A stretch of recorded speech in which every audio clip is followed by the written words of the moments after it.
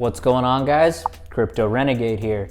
In today's video, I'm going to be talking about exposing how centralized Solana is. Let's get into it. But before I jump into the content, if you are looking for crypto content that's not allowed on YouTube by me, check out cryptorenegade.live, but more on that later. It's time to upset the established order. And here we go.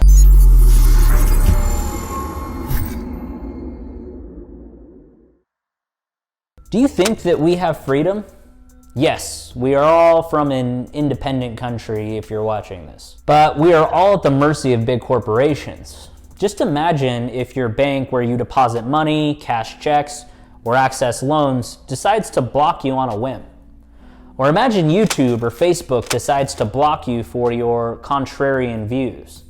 Still, do you think you have freedom? I don't think so. Moreover, there are concerns about privacy as big tech companies like Facebook and Google sell our data for their own monetary gain. This is why decentralization is in need of the hour. But what is decentralization? According to Google, decentralization means transferring control of an activity or organization to several local offices or authorities rather than one single one. Basically, it means that there's no individual entity that has control over the company. For example, if Facebook was decentralized, Mark Zuckerberg wouldn't have any controlling power over Facebook.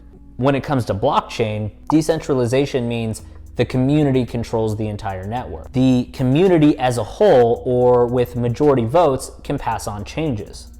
This means decentralization takes power from the money-hungry tech sharks and gives it back to you, the community. Not only that, decentralization can be efficient and reliable if there's enough participants in securing the network, evenly distributed across the planet. Now that you have a basic understanding of decentralization, let's talk a little bit about Solana. Solana, also known as the Ethereum killer, is a blockchain with a proof of history consensus.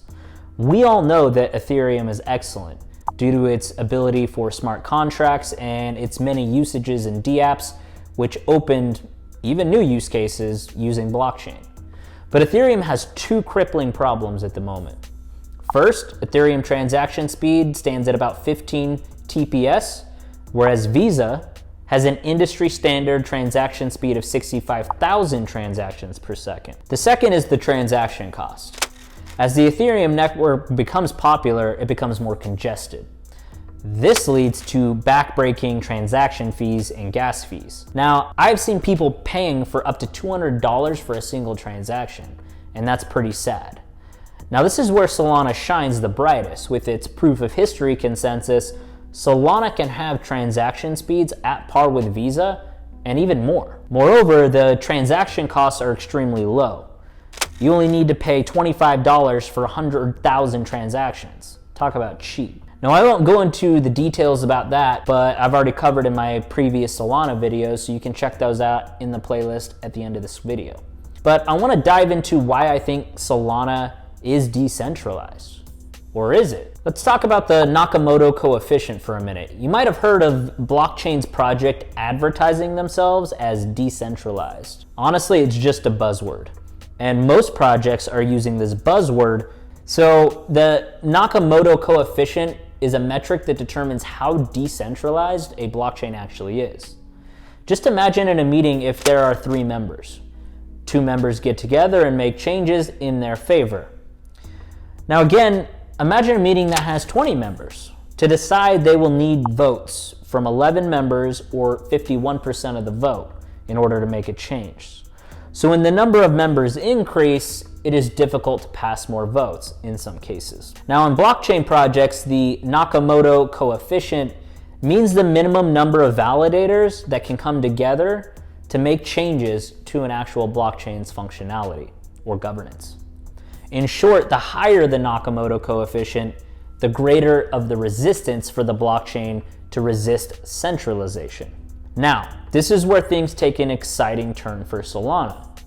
As it turns out, you just need 19 validators to come together to make changes to this network. That's it.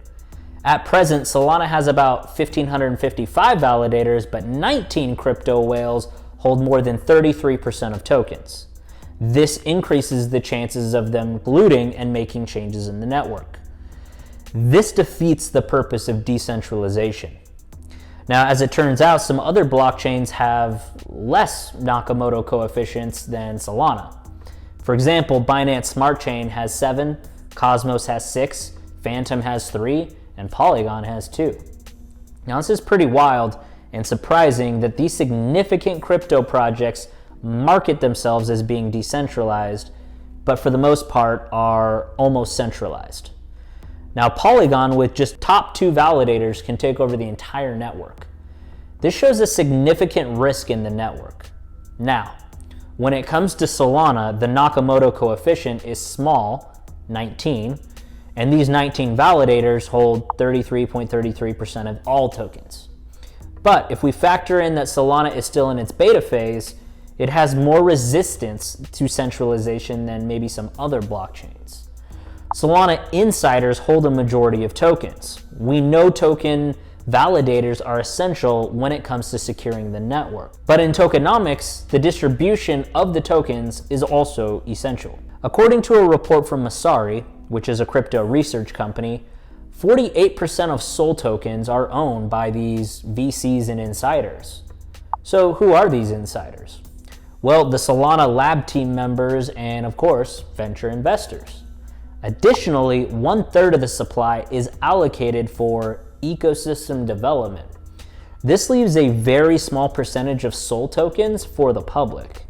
And if we compare Solana to other layer 1 chains like Ethereum and Cardano, both ETH and SOL have distributed over 80% of their overall tokens to the public. BSC is frequently criticized for its lack of decentralization, and even that has only 50% of tokens held by insiders or whales. This is the attitude of Binance Smart Chain and most new ETH killers right now. At present, the token distribution of Solana is more centralized than BSC, and this is a big red flag for me. Now, shifting to node development, we talked about validators and how an increase in the number of validators increases the resistance for centralization. But the Solana Foundation has full authority to develop the blockchain's nodes. This means Solana decides who can be a validator, or if they decide, they can decrease the number of nodes and bring the overall Nakamoto coefficient to a screeching halt. Now, while researching Solana, I found another famous network, Avalanche. And with only one node developer, Ava Labs, this is also the same for many other layer 1 chains where the core node development is done by one entity only. So I guess this is common in many layer 1 chains. The reason for low validators, as I've mentioned, Solana is known as the Ethereum killer due to its high speed and efficiency and low fees. But a high speed means validators should have high hardware requirements. Solana Labs recommend that validators use a minimum 12-core CPU and at least 128 gigs of RAM. And this costs thousands of dollars to keep up with the high speed, not to mention energy costs. This is a high cost for setting up validator nodes, which means Solana will have less decentralization. Low validators equate to low decentralization, period. Now, if you compare this to Cardano, which has a low hardware requirement of only 12 gigs of RAM and a minimum 2-core CPU, which is quiet, cheap, that's why you might find Cardano has double the number of validators than Solana. Now, along with high hardware requirements, validators need to pay an average of 2 to 3 SOL in terms of fees per day. That means on top of hardware and the hosting validator network, which amounts to tens of thousands of dollars, validators need to spend an additional $266 every day. Now, this is a big barrier and discourages an increase in validators on the network. However, the Solana Foundation is currently running a subsidization program for validators who meet certain criteria defined by them. And this is really just a band-aid. And without this band-aid, validators would need $1 million worth of SOL just to break even, which around this time is about 100,000 SOL tokens. Solana validators need around 50K tokens, And this is just if we consider the validator fees. But if we consider the actual power costs, hardware costs, and other ancillary costs, then just to break even will require a validator almost 100K worth of SOL tokens, which is pretty expensive in my opinion. Just see this validator. This one has over 114,000 SOL tokens, which stands at about roughly $10 million, but has no slot success rate. That means even with $10 million investment, the validator is making no money. All of this is a big de-incentivation or demotivation for becoming a validator on Solana. And if this continues, the degree of decentralization will decrease over time. Now let's talk about the outages. On blockchain networks, it allows us the opportunity to get away from greedy governments that cannot twist the network and manipulate them. And this is simply that they cannot put laws on how they're operating, and they cannot close blockchain networks down, theoretically speaking. Even if an entire continent blocks a network, this won't even make a dent in the overall network's ability to operate. That means we can say that blockchain networks don't have outages like sites like YouTube, Google, AWS, or other massive hosted sites. But the Solana network has gone down 3 times since September. Even on one occasion, the network was down for over 17 hours. So this raises a question if the network is decentralized. If so, then why was the entire blockchain down? And during the same time, Ethereum was also attacked by hackers, but they were unsuccessful. Moreover, the Ethereum network in its whole operation history, the network was never down, never once. And this is another basic of blockchain network. A decentralized network should never be down, period. So to be honest, Solana is not as decentralized as the crypto community would like to believe, but Solana is still in its early stages. And as more projects start to be built on top of its platform, I personally hope that the Solana project will offer more rewards and incentives and a lower barrier to entry, which I think will lead to a higher percentage of SOL tokens being distributed and held amongst the community. As more tokens make their way into the hands of regular Joes and out of the validator and VCs, the network will start becoming more decentralized. The Solana Foundation is aware of its centralized nature, and you will find them actually asking to delegate to other validators and not the top 19. Even Ethereum was criticized after its ICO, where many people were complaining that whales hold the majority of the ETH. But the network has a lot of potential.